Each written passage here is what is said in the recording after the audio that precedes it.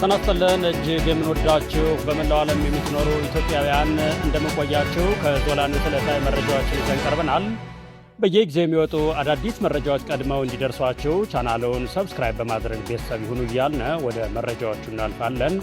በቅድሚያም በአዲስ አበባ እየተካሄዱ ያሉትን ከቴዲ ሙዚቃ ጋር እየተካሄዱ ያሉትን አላስፈላጊ እንቅስቃሴዎች የተመለከተ የተወሰኑ መረጃዎችን እናደርሳችኋለን። የቴዲ አፍሮ ምክትል ማናጀር እና ቃል አቀባይ መሃሌት ሰለሞን በፌዴራል ፖሊሶች ታፍናለች። በአንጋፋው ድምፃዊ ቴዎድሮስ ካሳሁን የቅርብ ሰዎችና የሥራ ቡድን ላይ ያነጣጠረው የእስር እርምጃ ይበልጥ አሳሳቢ ወደ ሆነ ደረጃ ተሸጋግሯል። የድምፃዊን የቅርብ ወዳጅ የሱፍ ያሲን በፖሊስ መወሰዱ ቀደም ሲል የዘገብነ ሲሆን አሁን የቴዲ አፍሮ ምክትል ማናጀር እና ይፋዊ ቃል አቀባይ የሆነችው መሃሌት ሰለሞን በፌዴራል ፖሊስ አባላት በቁጥጥር ስር መዋሏ በቤተሰብ ምንጮች ተረጋግጧል። መሃሌት ሰለሞን ካረፈችበት አትላስ አካባቢ ከሚገኝ ሆቴል ውስጥ 6 በሚሆኑ የፌዴራል ፖሊስ አባላት መወሰዷን የዓይን እማኞችና ምንጮች ገልጸዋል። በትውልድ ኢትዮጵያዊ በዜግነት ደግሞ ኦስትሪያዊት የሆነችው መሃሌት በአርቲስቱ የሥራ ማኔጅመንት ውስጥ ትልቅ ሚና ያላት ቁልፍ የቡድኑ አባል ነችም።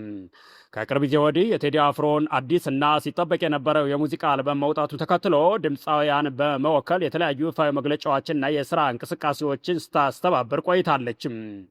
ምንም እንኳ የፌዴራል ፖሊስ በእስሮቹ ዙሪያ ይህ ዜና እስከተሰራጨበት ጊዜ ድረስ የሰጠው ይፋዊ መግለጫ ባይኖርም ይህ ተከታታይነት ያለው የእስር እርምጃ ተራ የሕግ ማስከበር ሂደት ሳይሆን በድምፃዊ ዙሪያ ያሉትን የቅርብ ሰዎች፣ ስራ አስኪያጆች እና ወዳጆች ነጥሎ በማጥቃት በቴዲ አፍሮ ላይ ከባድ የስነ ልቦና ጫናና የስራ መስተጓጎል ለመፍጠር የታለመ የተቀናጀ ኦፕሬሽን መሆኑን የፖለቲካና የደህንነት ተንታኞች ይገልጻሉ። በተለይ አርቲስቱ አዲስ አልበም ይዞ ወደ ህዝብ ለመውጣት ዝግጅት እያደረገ ባለበት ወሳኝ ወቅት ላይ ቃል አቀባዩንና ማናጀሩን ማሰር ሆን ተብሎ የጥበብ ስራውን ለማክሸት የተደረገ እንቅስቃሴ ተደርጎ ይወሰዳልም ብለዋል።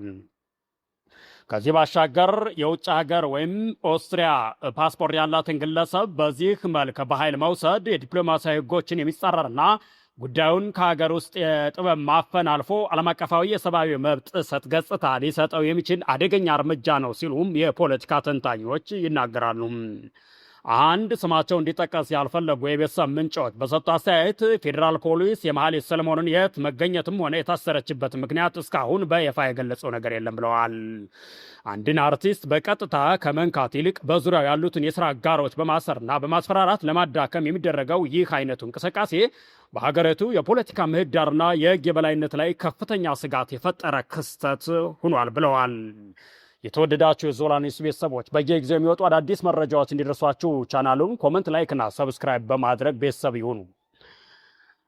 በሌላ ዜና የኢትዮጵያ ነዳጅ አቅራቢ ድርጅት በሀገሪቱ የነዳጅ ስርጭት መዋቅር ላይ እጅግ አወዛጋቢና የህብረተሰቡን የዕለት ተዕለት እንቅስቃሴ ሽባ ያደረገ ከባድ ክልከላ መጣሉን አረጋግጧል። ድርጅቱ ከቀናት በፊት ካሳለፈው ድንገተኛ ውሳኔ በየትኛውም የወረዳ ከተሞች በሚገኙ ማደያዎች ነዳጅ እንዳይሸጥ ሙሉ በሙሉ ያገደ ሲሆን የነዳጅ አቅርቦትና ሽያጭ በዞንና በክልል ከተሞች በሚገኙ ማደያዎች ላይ ብቻ እንዲወሰን አድርጓል። መንግስት ለዚህ አከራካሪ ውሳኔ በምክንያትነት ያቀረበው በወረዳ ከተሞች በስፋት የሚታየውን ህገወጥ የነዳጅ ሽያጭ ወይም ኮንትሮባንድና ብክነትን ለመቆጣጠር ነው የሚል ቢሆንም እርምጃው ግን መላው የሀገሪቱን ታችኛውን የኢኮኖሚ እንቅስቃሴና የትራንስፖርት ዘርፍ በአደጋ ውስጥ ጥሎታል። ይህ ጥልቀት ያለው ጥናት ያልተደረገበት የሚመስለው ውሳኔ ያስከተለው የጎንዮሽ ጉዳት እጅግ አሳሳቢ ነው። ምንጮች እንደሚያስረዱት በወረዳ ከተሞች የነዳጅ አቅርቦት በድንገት በመቋረጡ ምክንያት የህዝብ ትራንስፖርት የጀርባ አጥንት የሆኑት አጭር ርቀት ተጓዥ ተሽከርካሪዎች፣ ባጃጆችና ሞተር ሳይክሎች ለከፍተኛ ችግር ተጋልጠዋል ብለዋል። አብዛኛዎቹ ነዳጅ በማውጣት ሙሉ በሙሉ ስራ ለማቆም ተገደዋል። ይህ ሁኔታ የአካባቢው ማህበረሰብ የዕለት ተዕለት እንቅስቃሴ ከማስተጓጎሉም በላይ በእነዚህ ስራዎች ላይ ተሰማርተው የሚተዳደሩ በሺዎች የሚቆጠሩ ዜጎችን ለከፋ ኢኮኖሚያዊ ችግርና ለስራ አጥነት እያዳረጋቸው ይገኛልም ተብሏል። የቀውሱ ስፋት በወረዳ ከተሞች ብቻ የተገደበ አይደለም። የነዳጅ ሽያጭ እንዲካሄድባቸው በተፈቀደላቸው የዞን ከተሞች ቢሆንም ያለው ነባራዊ እውነታ እጅግ አስደንጋጭ መሆኑ መረጃው ያጋልጣል።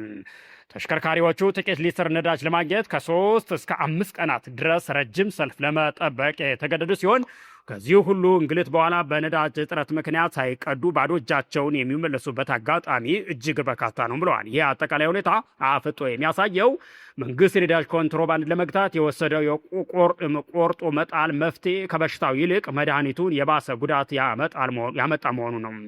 ህገወጥ አሰራርን በዘመናዊና ጥብቅ የቁጥጥር ስርዓት ከመከላከል ይልቅ ህጋዊውንና ምስኪኑ ማህበረሰብ አብሮ በሚቀጣ ማዕቀብ መተካቱ በሀገሪቱ ላይ አስፈላጊውን ኑሮ ውድነትና የትራንስፖርት ቀውስን እያባባሰ የሚገኝ አደገኛ አካሄድ መሆኑን መገንዘብ አይከብድም ተብሏል። የተወደዳችሁ የዞላ ኒውስ ቤተሰቦች የእስካሁኑ የዕለቱ መረጃዎች ነበሩ። ስለተከታተላችሁን እያመሰገን በእኛ በኩል ሰናይ ጊዜ ተመኘን።